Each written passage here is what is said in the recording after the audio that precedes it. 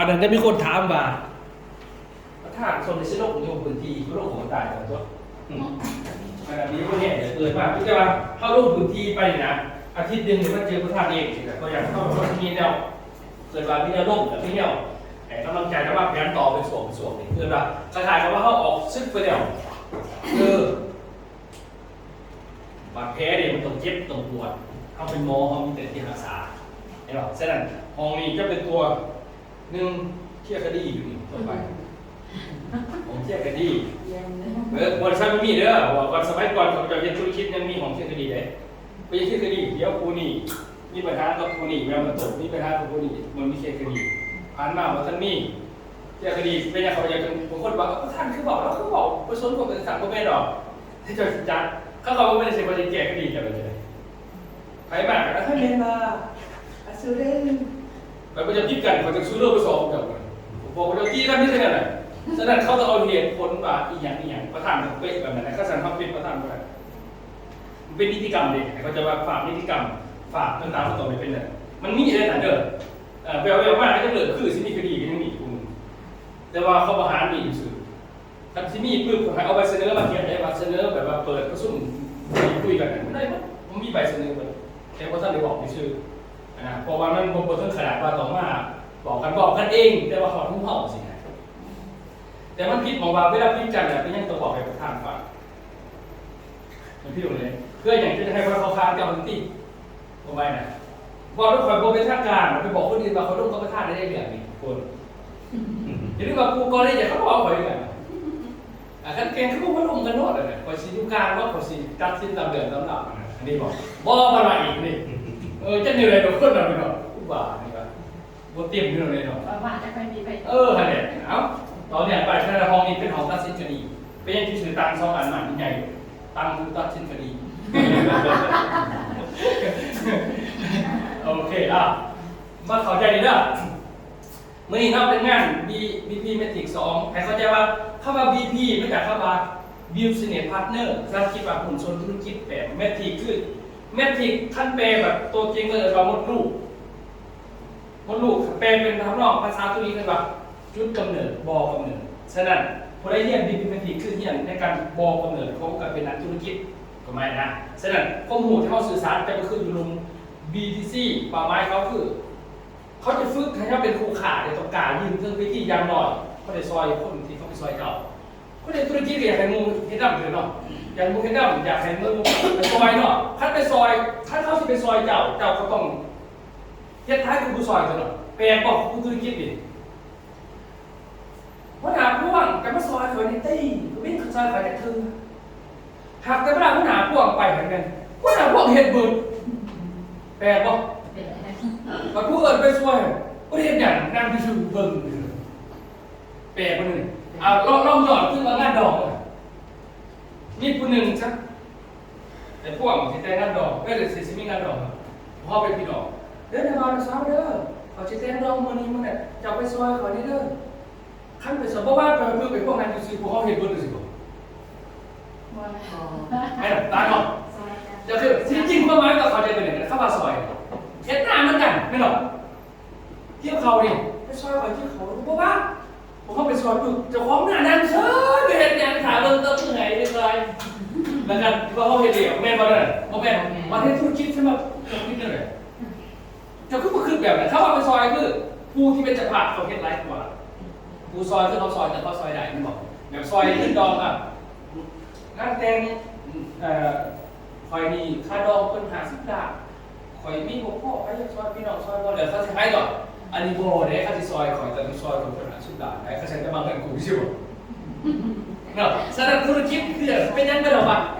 หัวหน้าไปซอยคอยนี่มันไปอย่างนี้มันคือบุญหนึ่งกลายเป็นหัวหน้าเฮ็ดบุญทุกอย่างถ้าไม่ซอยคอยนะหมายความว่าคารถนี่กับกู้นี่ไม่บอก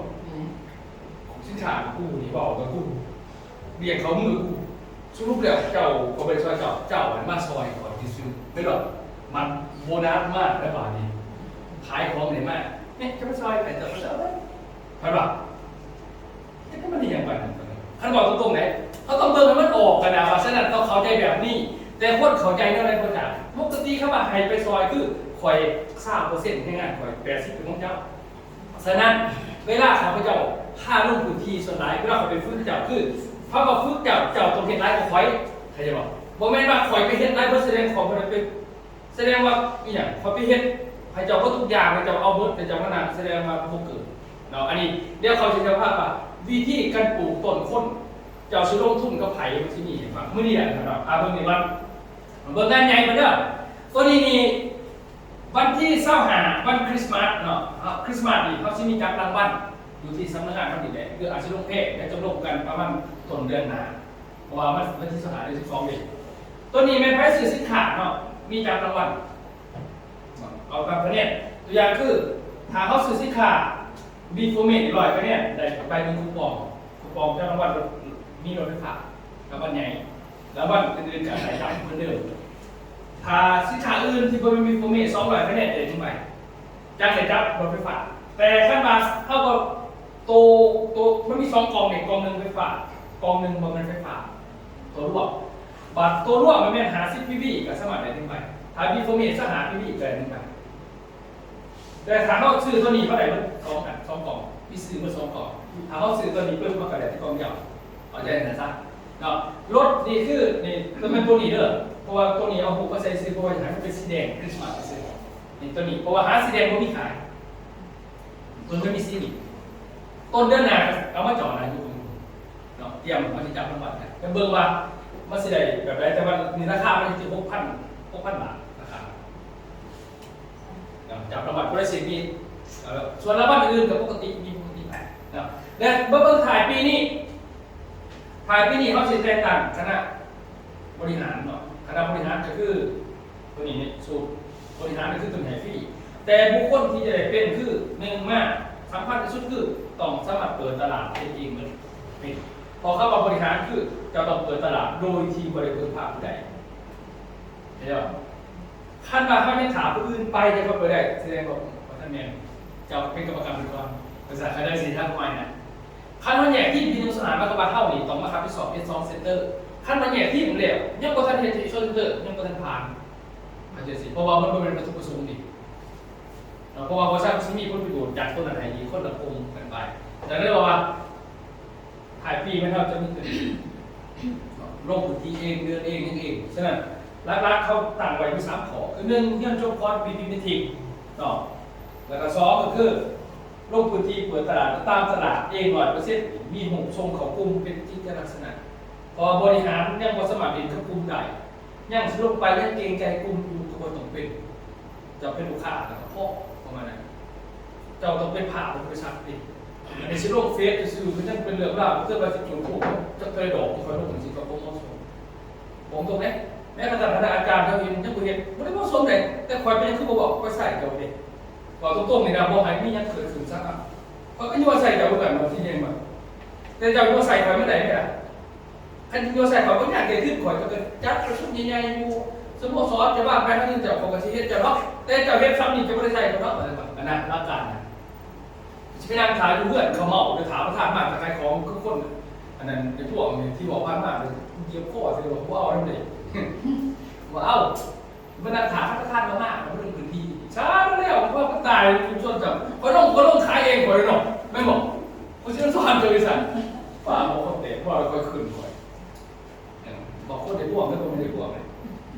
ก็หมายเนาะอ่ะสนับตัวนี้เนาะตัวนี้คือผู้ได้เป็นบริหารจะต้องเป็นคนบริษัทแต่เป็นเหนือบริษัทมีความคิดเป็นบริษัทเขาจะคอยให้เป็นแต่เป็นยังพันมาได้บอกท่านได้100%แต่ไม่ได้คือบอกว่าคอยหลอกใส่เจ้าคือกันจบมันต้องไปแปลเขาอื่นเนาะเพราะเขาบริจาคเงินเดือนจะหรอกเขาจ้างเงินเดือนอะไรออกมาเนี่ยมันจะเรื่องมาไล่ออกมาว้าวอะไรเนี่ยทำไมเนี่ยเขาอยากให้บอกเป็นยังขึ้นไปข้นตรงเขาจะเห็นแต่เขาฝรั่งมาก่อนเนี่ยแล้วเขาจะยุ่งยังซีมากจะเห็นเบียดนะแล้วเขาก็เคยมานางมาจับเลยเขาก็ได้บอกพื้นตัวอีแล้วพวกเบียเขากระจกนอนขังลุงเกิดขึ้นเก่าบ้านเจ้าคือก็บอกให้ลงลุงเขียนเป็นตาเคียวเลยที่บอกจะประตูเลย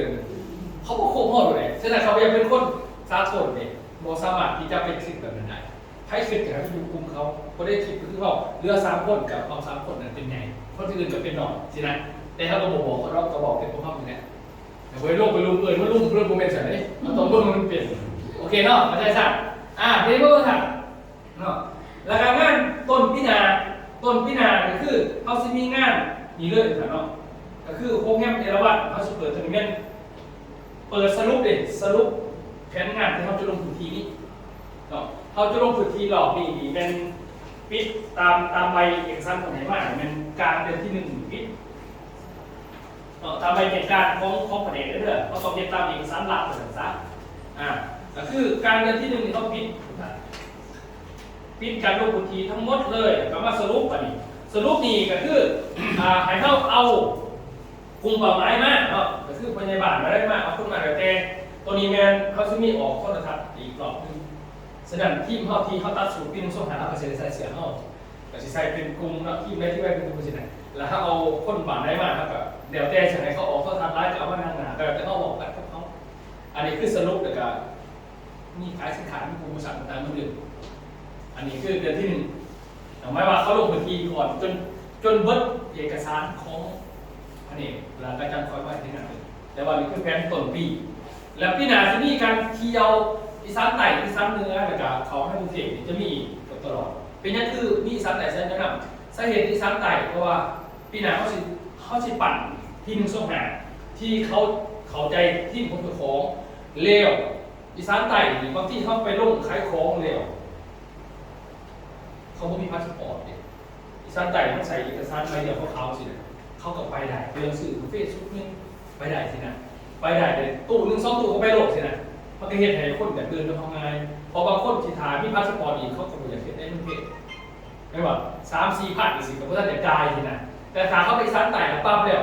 เฮ้ยมึงรอบหน้าเขาจะไปอีสานเหนือดิเขาก็เห็นพาสปอร์ตพอเขาเชื่อว่าเขาจะไปนี่นะต่อไปเขาจะไปกรุงเทพไปได้กว่าไปบอกว่าสิมีอีสานใต้อีสานเหนือนะครับมีเขาไปทำกรุงเทพอันนี้ก็มีตลอดเบอร์อาจจะเดือนละ2 เดือนที่ละอาจจะเดือนละทีเอาไปสักพาไปพอไปเจอที่ผมไปบอกกันปีหน้าทุกอย่างเป็นที่หมดเลยบริษัทตัวอย่างคือเต็นครบตู้นึงขยันไปบริษัทเป็นที่พาไปจริงไหมก็เรียกครบเต็นแบบคนอื่นเกิดทาแต่ผมเกิดก็ต้องเกินมันเอาคนเกิดอยู่ต่อเขาจะเสียสัตว์แต่ยกเว้นมาเข้าไปกรุงเทพไปงานใหญ่ๆหัวเขาประเทศไทยเขาจะคอยเอาบัตรถึงโลกแต่วันย่อยชั้นไม่ใช่ไหนเอาไปเป็นตู้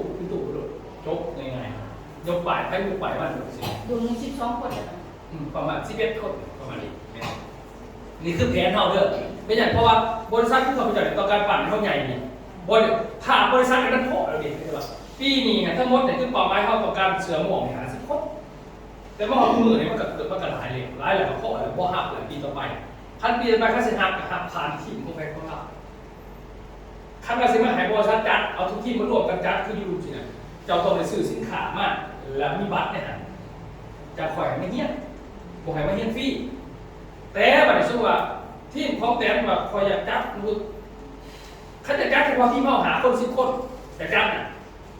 ตามทีมก็มาแจกบริษัทบ่ต้องไปซื้อสู้ขั้นทีมอยู่อีกบริษัทคนซ้อนให้พี่แต่ขณะที่แต่ว่าบวกกับทีมมันจะมีจุดเด่นกว่าเข้าใจไหมบ่หมายความว่าเฉพาะทีมเข้าเนี่ยเราจะBDC เขาเนี่ยนะจะ BDC ATP เฉพาะที่เขาเนี่ยใส่นานเสนอบริษัทมาพอต่อไปซื้อชุดนั้นคือไม่ใช่ฟรีปกติแต่แจกตารางมากแต่ขั้นมาให้บริษัทแจกบริษัททุกคนจัดมาเขารวมสิเนี่ยบอกเอาจะต้องซื้อบัตรเขานะเข้าใจป่ะเพราะปีต่อไปบริษัทจะบริหารส่วนบริษัทจะหลินส่วนว่าไผ่อย่างไงปั่นคุณน่ะที่ไม่อย่างไงที่มันหลายเลยอันที่มาเนี่ยมันมีเบียดเกินเมื่อนานจะซื้ออยู่สิเนี่ยมันต้องมีเบียดมันจะคล้องมันจะง่ายกว่าบริษัทเขาเอาแต่เมื่อเจ้าว่าไงแบบไปเบิ้งว่าที่เงินขึ้นไงเขาเห็นเลยอะไรเหรอแล้วเขามีแผนเขาบริษัทเขาไม่เรียนที่หาส่งเสริมทีมเขาเข้าใจไหมเนาะมันนี้เป็นบริษัทจะโมเมนต์เราบริษัทเอาทุกที่มาร่วมกันมาโอ้ยตอนนี้พอทีมใครทีมมันในทีมมันเนี่ยแล้วก็มาเนี่ยอาจารย์มาดิท่านอาจารย์เขาลงพื้นที่วัดผมมีส่วนประธานดูเองเฮ้ยเองผมไม่อยากให้คณะอาจารย์ที่คือหลายอาจารย์มันร่วมกันแล้วก็มันสิว่าพิษหูกันมันมีอยู่คู่มือก็มีแต่ว่าบ่อยากในขั้นบริษัทเขาปฏิเสธไปเลยเพราะว่าทุกคนจะช่วยกันแต่ขั้นมามันเป็นทีมเนี่ยเขาอยากเองเขาอยากพูดมันเป็นพูดเนาะแต่ว่าเขาบอกสิไม่อยากก็ใส่เขาเลยตรงๆเสร็จแล้วพวกเราขโมยจัดเลยบริษัทเลยเปิดบริษัทมันจะมาจมจะต้มแล้วก็หูแต่เขาบอกฝากเป็นอย่างเพราะว่าเดี๋ยวคนนึงจำสินได้ว่า เจ้าต้องไปเฮ็ดเองแบบนี้แล้วบริษัทก็จะจัดเองเนาะเพราะว่าใครมันก็ต้องเอาที่เขามีอำนาจไปหมดโอเคเนาะเที่ยวเขามาหนักปีหนาไม่เป็นโครงการใหม่หมดเลยจะเติบโตปีหนาก็คือโครงการไม่ว่าระบบบริษัทกับปกตินี่แหละแต่ว่าเวลาเขาจะปั่นคนเขาบอกเอามารวมกันเขาจะเอากลุ่มไว้กลุ่มเรากลุ่มอื่นกับไปร่วมเบียดปกติไปแต่เอกสารหายร่วมเบียดไปกลุ่มที่ไม่เหี้ยนกับไม่เหี้ยนไปสินะกลุ่มร่วมเบียดไปบางคนกันขั้นจะ4บริษัทจะหมั่นโคกแล้วพวกเขาหมั่นโคกถ้าจะโฮไปโฮมาคือบริษัทอื่นเนี่ยสุดท้ายบางเรื่องเป็นโคกอีลินเดี๋ยวเขาพอจะมาเป็นขนาดปีนี้ที่ว่าใครเข้าใจที่บอกยังหน่อย2 ปีมานี่นะบริษัทมุน6กลมๆถึงเนี่ยถ้าเข้าใจเมื่อไหร่ว่า1เป็นงานกระเฮ็ดแบบต่างๆ2เนี่ยแบบเข้าใจที่เป็นดอกพอดพี่ต้องช่องหาเข้าใจประเด็นบอกแสดงว่าปีต่อไปมันจะมุนกับอีกมุนแบบมันมุนแต่ละที่ไปอีกโดยที่บ่ให้เป็นบริษัทบริมุนแต่ว่าบริษัทผ้าเห็ดแบบว่าเห็ดเลยมันแบบนี้ไม่ได้ว่าไปแบบมุนเนาะโอเคเนาะอันนี้คือปีต่อไปแผนเนาะนะโอเคแสดงว่าเบิ่งกันมาเบิ่งแผนด้วยใครเข้าใจก่อนธุรกิจนี่นะเขาสิสำเร็จจังไดเราสั่งแบบเมื่อนี้ที่ถามหลายคนนี่ยังฝากชีวิตบ่ทันเป็นฝากชีวิตธุรกิจบ่ทันได้หลายคนมองธุรกิจบ่ออกแก้ทันคำถามก็คือระบาดเพราะเปิดหานขายปุ๋ยก็เป็นวิชาการมาแน่ปุ๋ยอันใดคุ้มกว่ากันคุ้มจะได้เนาะถ้าเราเปิดหานขายปุ๋ยนี่บอกว่าแกนโบคุ้มจะได้คุ้มจะได้เปิดหาขายปุ๋ยนึงเข้าในลงทุนเองแต่กว่าจะได้ขายปุ๋ยออกมันก็หยาดแต่ถามเข้าไปมันง่ายนี่มันได้ขายไว้มันนึงมาเข้าไปลงทุนถ้าสามารถเอาคนมาสื่อเข้าไปค่าวิชาการอะไรจะเป็นแบบนั้นโอเคแสดงว่าคัดเสียเวลาเท่ากันลงทุนถ้าว่าคัดเปรียบเทียบว่าลงทุนตัวนี้ลงทุนหลายที่ต้องเสียตัวนี้ก็ลงทุนกับเจ้าของลงทุนเข้าปากเขาบอกมีเขาพวกเขาตาชมที่มาเยี่ยนเนี่ยใช้สมุนใช้ยังบางคนจะไม่สมุนมันต้องใส่ไม่ได้หลายค่ะแต่ขั้นใส่แสดงว่าจะไปทำลูกค้าหรือไปลงกับคนเขาเสือออกแสดงว่าทุกการเดินตัวเขาบริษัทออกแบบมาให้เขาเสือจับอะไรผมไม่ได้เสื้อข่อยแต่ข่อยจะมาต้องมาบอกจะบอกโลกข่อยเขาไม่ต้องเสื้ออะไรข่อยนะทำไมไม่ว่าล่ะแสดงว่าบริษัทก็ต้องออกแบบโดยที่บริษัทบอกเจ้าเต็มที่ว่า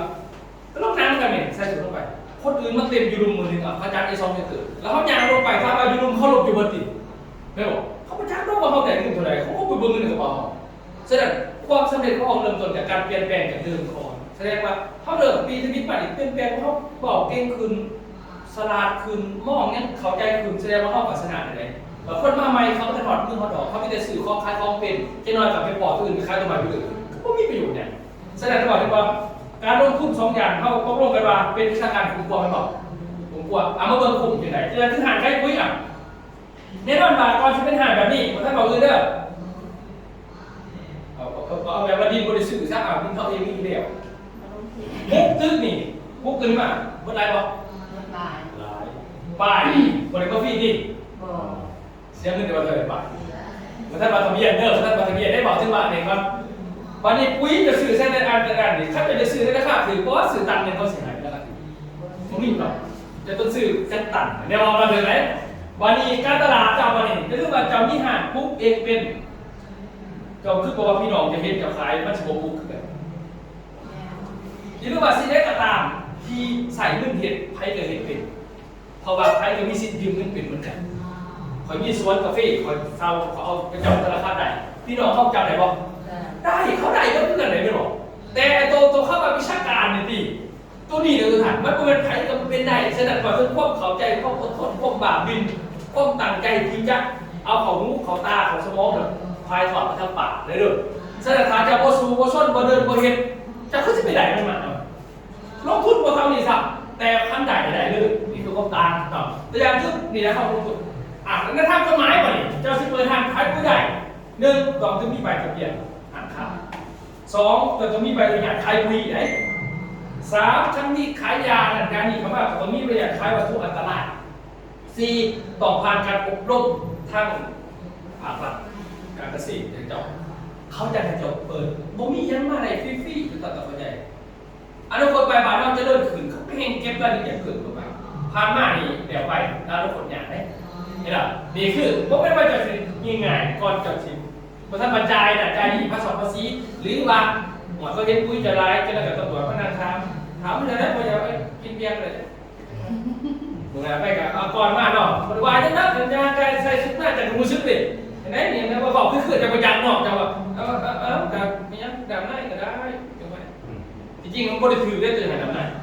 เขาไม่ได้บอกอย่างนั้นกูบกวดซื่อๆนี่นะเขาหมายว่าใครกูกินแล้วกูกระบอกวดท่านี้แต่ว่ามันเป็นการดองแบบว่าดองไม่หรอก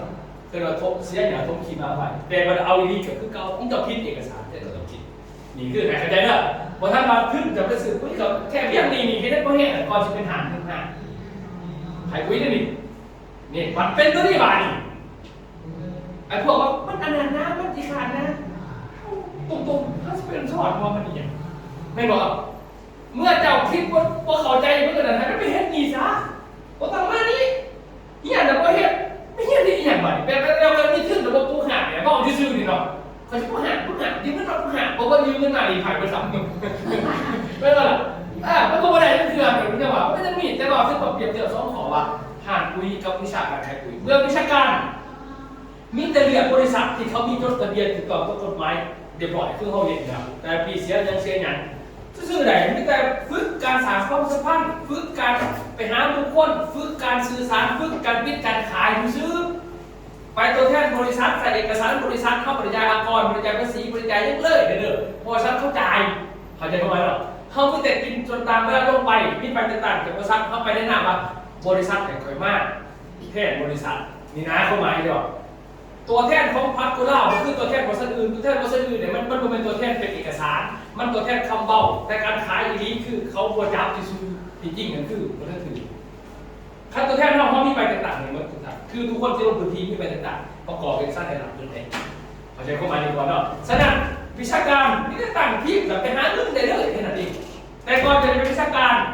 เขาก็วิชาการจะเป็นจังหวัดบอกเป็นรักเป็นกลางสื่อสารมากตรงกับวงขอที่เขาจะฟังที่เขาอยากได้เอามุ่งไปให้ได้นี่เรียกว่าแสดงการแต่งตัวเปิดพูดเรื่องซื้อถือแล้วก็บอกไปเข้าซื้อถือบอกไปเพิ่มแต่พวกนี้ยังกลับขึ้นมากถ้าว่าผู้ใดเก่งก็ไม่บริษัทเข้าได้เก่งมันน้ำมันลงกับของเราฉะนั้นละกันเป็นยังไงจะละเอียดท่านนี้ขั้นบ่เหี้ยแล้วก็เก่งก็ลองเห็นตัวไหมพอมาได้เขาไม่ได้บายอะไรเลยนะฉะนั้นให้เขาใจว่าเขาต้องใช้ลงทุนด้วยเวลาลงทุนด้วยความตั้งใจเนาะลงทุนด้วยพอมาเหี้ยอะไรวะจะให้เป็นเหี้ยให้เป็นพอเป็นเหี้ยให้เลี้ยงไหนบ้านเขาได้มาเข่งให้เลี้ยงป่ะยืมว่าพอมาเหี้ยดูนี่กับเหี้ยดูโฮมเหี้ยปัตยุปฐมมันบริคือกันคันเหี้ยมาปัตยุปฐมที่จะได้เป็นเหี้ยให้เลี้ยงเพราะว่าตอนที่เสียงอีรีเขาบอกเก่งเป็นกายมูลบอกว่าเหี้ยดูนี่เหี้ยเพื่อไปเห็นแต่มันได้อยู่บ้านี่เขาเจ้าสิกายมูเขาเจ้ากายมูเห็นมันได้ก็ดีบอกดีเนาะเห็นดีเราเห็นมูเห็นกูเห็นหนักเนาะมันเป็นเหี้ยแล้วมันเละเขาบอกรับสวยให้หมดอยู่ในมันอยู่ในเฟซบุ๊กเมื่อคืนแล้วเขารับเลยอันนี้แบบหนึ่งแสดงเขาเหี้ยเขาเป็นได้แต่เป็นวิชาการได้เขาขอใจการเหี้ยก่อนแสดงเพราะเหี้ยเนี่ยเขาไปตั้งที่เมานี่ที่เมาก็คือหาข้างหน้าหาซ้ายบอมเมนโหขึ้นรถไปน้ำขันบอมเมนนี่เรื่องการตั้งที่เนี่ยคนบอกขอใจเขาจะเอาอธิบายว่าเขาจะตั้งที่เป็นไหนเนาะจังสีได้เราถามเรื่องก็คือเวลาเขาตั้งที่มีหาซ้ายสิบอกวิธีคือเราไปจับกระต่างหาซ้ายมันกันซ้ายพวกซ้ายสติซ้ายซุกซ้ายตัดนอกดิซ้ายอาจารย์นัดดิซ้ายไอ้ยอดสิหาพวกซ้ายจากทุกวันปั่นพวกนี้เป็นหมดเขาปั่นซ้ายแต่เวลาเขาปั่นซ้ายพอเบอร์ไหนขึ้นรถไปไอ้พวกไปจันทนาไปบรรทัดรอบไปนั่นขึ้นรถไปปล่อยคนที่มาไปไทยบอกเจ้าเคยดูสิตัวเคยแบบเคยบอกแล้วคนเนี่ยร้านคนเคยดูสิเป็นตัวที่โมเป็นไม่ได้มีอะไรนั่นหรอกคือจะเป็นพวกนี่ไปลงมือทีปึ๊บทั้งนั้นถ้านี่ส่งมาถามทีมไปได้หน้าว่าเอาไปหน้าผมไปที่บอกเลยที่มอนอ่ะจะไม่ได้เข้าใจเบียดกับไม่ได้เบียดนะแค่เห็นคนอะไรนี่เนี่ยผมก็เอาเลยมาหาคนคือจับมือดิจะได้ถ้าอยากเป็นอย่างมีคุณค่าเขาต้องเป็นบุคคลที่หาเนี่ยจะเป็นบุคคลที่ให้กับเป็นไม่ยิ่งกันเขาหน้าตาดีคนงามนี่เขามีความสมาร์ทนี่เขาก็เลือกคนที่เขาหาอยู่ใช้ก็ได้เชื่อเนี่ยเขาต้องหาทุกคนที่โบมีคนเคยล่มพันมากขึ้นกันเบิดมาหาคนที่โบขึ้นผู้นั้นนะคอยอยากขึ้นแบบนั้นเขาหาแบบนั้นได้ไหมเขาใจว่ากันแสดงธุรกิจเป็นไงเขาหาคนที่โบแมนมีทั่วไปเขามีทั่วไปเป็นพวกพอมันหาใช่ไหมยาสิเป็นบุคคลเขาจะได้เป็นคนแบบว่าเห็นบอกเขาจะเข้าใจแบบนี้เรียกว่าเวลาเห็นงานก็ตามประเทศก็ถ่ายกันนั่นเองเขาจะเป็นบุคคลที่จะไม่เคยเห็น แล้วก็เขาบอกเขาไว้โมไว้หลายนี่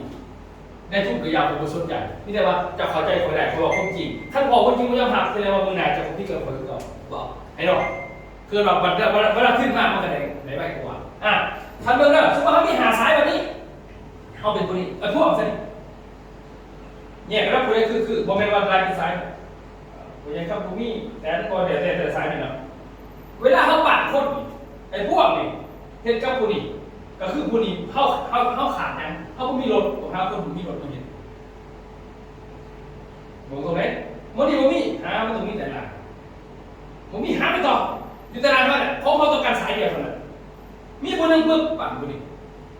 ผู้นี้ทีมมันโปรดไปทีมมันต้องเอาบอกตรงนี้ผมว่าที่นั่นเลยนะไม่ค่อยเลยเป็นอย่างเพราะว่าเป็นอย่างคอยต้องเอาเจ้าก็ขึ้นรถข่อยการหาองค์กรที่สองมีอะไรแบบที่หนึ่งเข้าขึ้นรถแต่ไปได้ได้พอได้คอยที่พาเจ้าขึ้นรถที่เราไปขายของเราแบบไปขายใช้แหละไอ้พวกจักเลี้ยงไปเรื่อยๆได้ยังไงก็ได้ขายก็เอาขั้นที่สี่เป็นบวกเกิดได้นี่ขั้นเป็นที่สี่ตายขอหนึ่งขอสองผู้เก่าเนี่ยคุยกันน้องที่ไปซอยไหนเนี่ยหรือว่าน้องไอ้ที่ไปซอยหนอนเนี่ย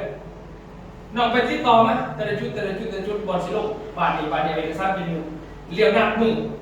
แล้วเขาขึ้นรถไปด้วยกันเรียกอาชีพเป็นเนี่ยขายแล้วเขาปัดกันแบบนี้ดีขึ้นพวกเขาปะอันนี้คือว่ามันคุมปอมามันปวดขึ้นแสดงว่าเวียตัวไฮมอนี่เป็นคนเฮ็ดเขาหนีไปซอยมันจะเป็นธุรกิจโมเมนต์ว่าหมอหาขวดอยู่นั่งถามทีมเกเรเดอร์ไปมองนั้นไปใช่ครับคือมาหาเขาจะเกิดเป่าไม้มึงคือยังอย่าให้กูเอาไปหาปึ้งแต่ไปดึงพวกเขาดีกว่าแล้วปั้นเรื่องดีกว่าจะชี้จะเห็นอีกศาสตร์หนึ่งอีก13ก็เจ๋งธุรกิจผมมีทางถึงเขาก็เห็นเลยคอยมูจ้าว่าคอยเช็คยังไงคอยว่าปลูกต้นนี้ได้ขาดเป็นภาระแต่ไงวะนี่เขาจะบอกว่าวิธีเขาเห็นเขาโคตรนั่นแต่ก็ย้อนเมื่อเขาจะปั่นเนี่ยเขาจะไม่ทำเป็นพวกเขาไอ้พวกเราเขาก็ไปเลยว่าสองไปก็ทันสุดชุบคือเราต้องไปเนี่ยเขาจะว่าไปตอนข่อยเอาจับไปซ้อนเนี่ยข่อยได้เจ้าเห็นว่าท่านเป็นข่อยไปเห็นกับกลุ่มอื่นตัวอย่างคือกลุ่มพญายผู้นี่รวมโคตรต่างๆเลยไอ้พวกเราก็ท่านเข้าใจพวกคือรถน้ำเราไปเบื่อเขาเห็นที่ไหนแต่ว่าพวกมันมีคุณประโยชน์อย่างไอ้บอกห้องกลุ่มเขาเลยจะไปเหี้ยนั่นนะเป็นแต่จะไม่เห็นเลยพวกในเรื่องจบนั่นนะเขาเห็นคาสิบาไอ้พวกคือรถนั้นไปใส่เอาไปเลาะไปเรื่อยๆนะมองนั่นมองนี่เพื่อมีคนแต่ก็จะต่อให้เจ้าดอกนะอย่าปลูกต้นนี้หรอกทิ้วแบบที่สองต่อมาร่วมกันไอ้พวกคือเขาเองไอ้พวกมีเป่าไม้บานอยู่แล้วมีเอกสารมีครบไอ้พวกเราไปพวกเราเอากระจายไปพวกเราตั้งใจไปเพื่อเข้าไปมันได้แห่ซ้อนไปน้ำได้ปึ๊บได้เราอันนี้เห็นแต่ว่าบริเห็นเลยพอคันเห็นเลยปึ๊บไอ้พวกจะออนแอไอ้พวกจะเป่าโบเป็นไอ้พวกจะได้เงินแบบว่าถามอาจารย์มาจังไปท่านอาจารย์มองว่าก่อนพวกไปพวกขยันเด็กบอกไปแบบเที่ยงเศร้าสุดท้ายพวกตายนี่แบบวิธีมันมือถือหลักการเส้นนั้นการปั่นคนแต่ละสายเนาะให้เขาใจว่าเขาสิปั่นเป็นไหนมันถือแต่ละสายหาเป็นคนกันคือสายนี่เขาเป็นผู้นี้เทศกับผู้นี้แรกๆนี่ให้เขาเป็นผู้เสือกก่อนได้เขาไปยืนเอกสารเขาลงวันจันทร์ตัวนี้กับเทศเหมือนกันผู้นี้เป็นเสือกเอกสารเขาลงวันข้าผู้ที่เสือกเอกสารลงวันพุธวันพฤหัสศุกร์อาทิตย์หนึ่งหมุนทุกวันจันทร์มาดิทุกวันข้ามาดิทุกพุธมาดิวันจันทร์มาดิเขาไปเห็นก็มีเลยขั้นสีซอยต้องใช้แบบนั้นหลังจากนั้นเกิดยอดผลผลิตจะขายตามบทบาทเขา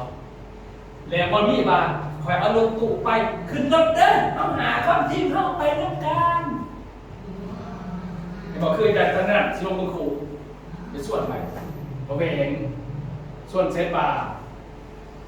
ไปน้ำกันมันโมเมนต์เราโบเก่งไหนเขาเก่งเหมือนนี่เราโบเก่งจริงแต่มันผิดในการเป็นคือคนบุกเกิดเจ้าเบียดกับคนบุกเป็นจะบริหารคนบุกเป็นเท่านี้เองธุรกิจจะขายเขาไปรวยจากการขายเก่งคือ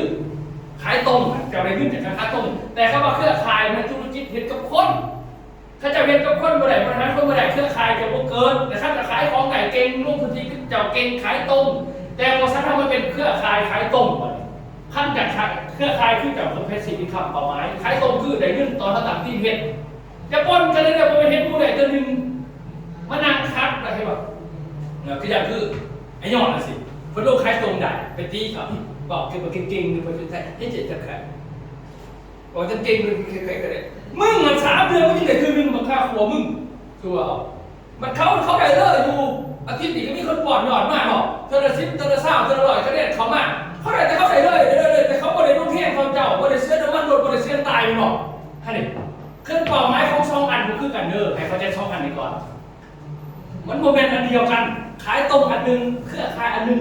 เขาใจเขาไหมหรอแต่เขาที่เข้าใจว่าวัตถุประสงค์มันคืออย่างแต่ถามผู้ใดอยากด้วยเขาต้องปั่นคนขายตรงได้ไร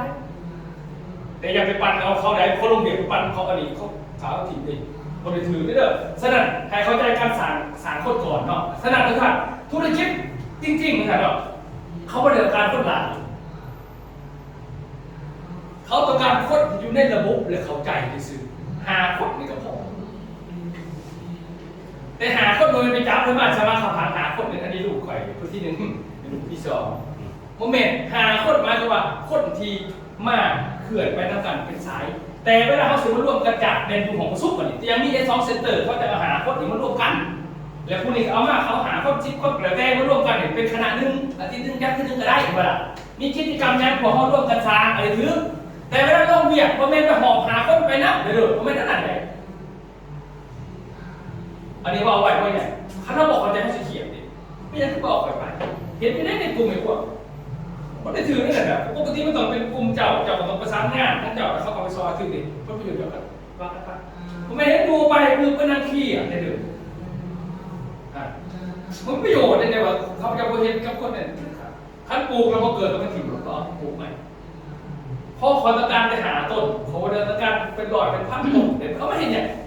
เขาใจวัตถุประสงค์ตื่นก่อนฉะนั้นเขาไม่ได้ต้องการคนหลายเขาต้องการคนเขาใจเรียกเขาใจทับตัวหนึ่งสำคัญฉะนั้น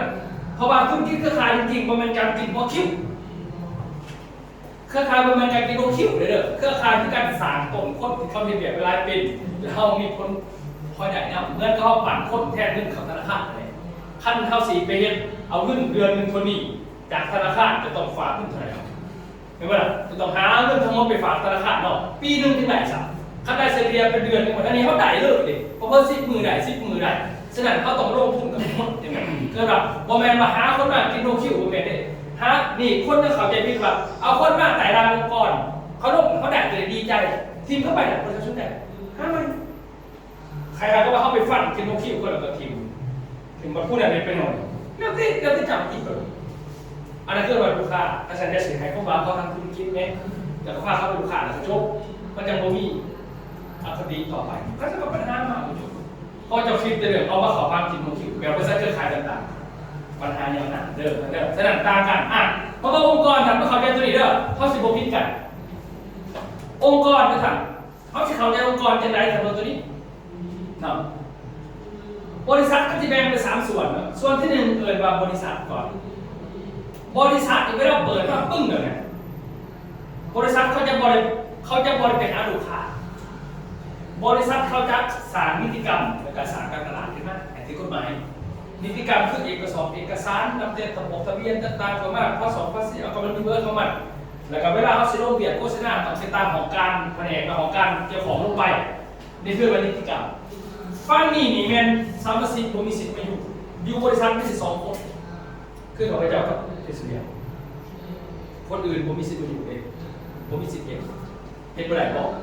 เข้าใจไหมล่ะแสดง2 ขอมีแต่ของเขาเดียวก็เพชรเบียนเท่านั้นเห็นตรงนี้นี่แสดงเพชรเบียนเขาจะมีเงินเดือนผมเห็นว่าใครคือประเด็นเงินเดือนจะไม่เห็นเลยนั่งเสียที่ซื้อผมมีเงินค่าเสียเนี่ย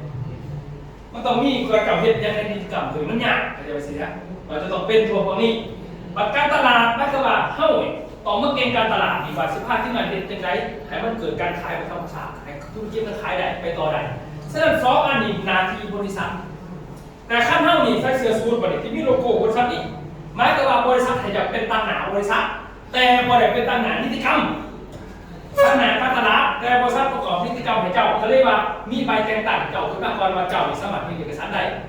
เพื่อเกิดเรื่องขืนก็เป็นพอได้เท่าหาบริษัทอะไรเขาสามารถเป็นผู้สิทธิ์จะออกด้วยว่าเจ้าเป็นผู้คนปลอมแปลงเป็นรัฐเอกสารเข้ามาเขาจะประมาณว่ามันมีความเสี่ยงแบบนี้ฉะนั้น2 อันนี้บริษัทนี้เข้าใจเนาะแสดงก็ได้ว่าบ บริษัทเขาจะคิดไปดีมากพอเมนมาหลังจากเห็นแบบปุ๊บบริษัทกระแสไปนี่มันต้องมีเอกสารคือเขาจะลงนะคือเขาจะลง6 เมื่อในแผนการประสานนี่นะนี่แหละ6 เมื่อเขาต้องมีใบจัดการจากภาคไหนก่อนนี่แหละ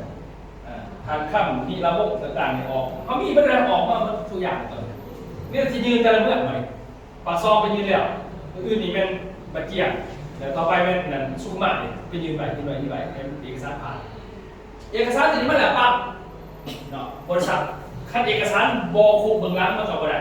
พอแพ้เขาต้องปวดได้อ่ะนั่นเนาะตัวนี้นับเตยนั้นก่อนสอบได้เด้อปีทั้งนิดนี้ยังก็ได้พอบริษัทเปิดไปปีที่2อย่างขึ้นตัวนี้เท่ากับสู่ปีที่3เขาต้องต่อไปทะเบียนกันก่อนที่ตอนไปทะเบียนใครไม่ได้เจ้าต้องในใจอากรตามกฎหมายถึงต้องปึ๊ดคันบริษัททีบมที่การจ่ายอากรพัฒนาเขาหลักเป็นเขาเดินต่อปีที่3พอได้จะยังไงเด้อทุกอย่างบริษัทต่างๆทั้งเฮ็ดนี่ยังมันไม่เลิกถือใดมันยังหลักการเฮ็ดอยู่เด้อมันไม่เลิกถือเลยที่เขาลงเงินที่ปากซองมันพิษวัดเด้อเดี๋ยวนี้นะอันตรายมากเด้อตัวนี้นะเพราะว่าเมื่อปากซองนี่คือตามที่มีเอกสารกับเมื่อคนที่แจกการบาททุกบาทเลยคือหาผับบริษัทมาเองเขาจะให้มีปัญหาปฏิบัติเลยมันต้องมีเอกสารแจกจากเมื่อเขานะฉะนั้นทุกคนที่ลงไปต้องแตกต่างกันเป็นเรื่องเป็นเล่าแล้วก็ต้องมีคำบ่แม่นว่าสิคือเก่าพันหน้าบ่ให้เป็นฉะนั้นห้องนี้จึงกับซับเดือดกับปากกับเบากับซับทุกอย่างท่านบ่เฮียนพาท่านห้องบ่เปิดตอนนี้เขาไปแจกในกลุ่มไพ่สิไม่เฮียนเป็นกับกรกับว่าไม่เฮียนเนาะเป็นไม่เฮียนวัฒนคนที่บ่เฮียนเป็นไผคือกลุ่มของเป็นจะหนึ่งสายบ่เห็นอ่านดูแต่บ่สนใจพวกนี้บอกตัวว่าเขาเตรียมตัวเอาปืนอื่นมาขายเด้อบอกก่อนก็ได้ว่าเขาเตรียมตัวปืนมาขายเพราะอย่างเนื่องจากบริษัทแต่ก่อนเป็นอาศัยบอสลูกกับพ่อเนี่ยยกยิงที่ซื้อเจ้าจะไปคุยกับบอสเพื่อขอเพิ่มราคาถึงตัดราคาเพราะว่าบอสแถมเขาตัดนะพ่อใหญ่นี่คนดีๆไปได้เนี่ยควงเติมได้เนี่ยใช่ป่ะปัดนี้เพิ่งพ่อทะเลาะว่าโปรแทมซอยเนี่ยต้องเปลี่ยนตามล่าอย่างเดียวเขาเปลี่ยนตามล่าเพิ่งเปลี่ยนปุ้ยใหม่ขายทันทีคอยบอกฉันได้อำนาจลูกคอยดิบอกต้องขอเอาเจ้าแล้วนะแสดงเรื่องว่าตอนนี้คือผมพอใจเพราะว่าอยากได้ราคาในการปุ้ยในการขายแถมหลายพอเพิ่นสเปริตตลาดเพื่อแข่งคนดักไปทุกคนอาศัยว่าหัวเข้าดีให้เขาขายไม่ได้กูจะขายเขาคุยกับกูนี่ได้ถึงเหตุเขาคิดแค่นี้สรุปยังไงหัวเข้าใจป่ะฉะนั้นบริษัทตอนนี้มันไม่มีหายเลวปีต่อไปคือแถมตามทีบริษัทเขียนไว้ผมจะเขียนไว้ตามนั้นขั้นบอกแถมตามนั้นแสดงว่าบอสแถมตามนั้นขั้นบอสมีปัญหาขั้นบอสของเรื่องไรดีเนาะจะเป็นคนที่สุดหล่อมาจับคือเขาจะไปสดทุกคนแต่เขาไรไม่ทุกคนเลยตั้งแต่เปิดคนได้หมดมากจนเขาไรทุกคนเลยหมดตะกี้พิษกันแต่บ่ายเขาไรออกแต่ละคนไทยกันเลิกหายไปคนเขาคนแต่ว่าคนลาวทุกคนแบบต่อมานี้ไปเปิดในซุปเปอร์เวนดิต่อมามากกว่าสิมากเยอะพิเศษกับไปเนี่ยปากซองดอกเดียวไรนี้เลยเขาเป็นโซนโคตรมาในเรื่องของเราเพราะว่าเขาบอกเรื่องตรงเมียดิพอบอกได้เอาข้อมูลซื้อของเอาคุ้มจริงลงไปกับลายนี้ปุ๊บก็ท่านพ่อบอสมันปุ๊บต่อมาลายบอสเรือทันรอบคนเดียวขั้นถึงลายทันรอบปุ๊บแมนเขาเอาในทุนหมายแสดงว่ามันต้องเกี่ยวกับบริษัทดิพัดโกก็คือพัดโคล่ามันต้องเกี่ยวมันเขาเป็นประธานบริษัทในเรื่องเกี่ยวกับเราแค่เพียงเดียวคือการเอาของมาซื้อขั้นของมันยากกับเพื่อนผู้ใหม่เขาใจเขาหมายถึงศึกษาบริษัทคอยเลยมันเป็นบริษัทเล่าตรงๆซะเราเอาของมาซื้อกับตัวพังปิงปองขั้นโมมี่พวกเจ้ากับปิงปองตัวไปมาใส่เพราะว่าเขาไปหาบริษัทอะไรเขาดูเอาไปผลมาถูกป่ะไม่ว่าผู้เชื่อถ่ายอยู่มันก็ดีอย่างนั้นคือความโปไปก่อนเนี่ยความมันเนี่ยขาดความบางกตันอยู่ซื่อกับขาดตัวหนีเก่าเป็นจบอีนี่เด็กมันก็ไปวุ่นวายบางคนประธานเขาบอกชั่วโมงวุ่นวายแล้วเขาบอกพอใจเขาถอดปุ๊บแล้วก็มีสินค้าไปทองซ้ำพวงชุ่มหรอคำถามคือในกฎหมายใครเข้าใจเนี่ยฉะนั้นแล้วว่าเขาชี้จะได้ประชาคมมาเราต้องมีแผนไว้ก่อนไม่ว่าเกิดมาไปเบากระแทกไปเลยแถมหันมาให้เขาก็ได้ต้องตายเลยผมไม่ค่อยเบาเลยเรื่องว่าจังหวะหากเขาให้นึกว่าได้เลยสิพวกคุณจะไปบอกกันโจ๊กนึกว่าเคยเขาโทรหากันไปก่อนตอนนี้ปัญญาจะเลื่อนไส้นี่มีปัญหาเรื่องนี้เห็นว่าตอนประชุมล่าสุดที่ว่าทะเลาะระบาดว่าอันนั้นก็ว่าเขาบอกเลยวันนี้ตอนนี้พีซีกำลังสหาปุ๋ยใหม่มากแล้วก็เอามาขับแต่ว่าพิษก็ไปเบิดบริษัทตัวนี้ พิษเบิดพอผ่านมาเพิ่นเอาปุ้ยเขามาตั้งแต่สมัยได้ก็แต่ขั้นที่เราเขาพิษเขามาถูกของ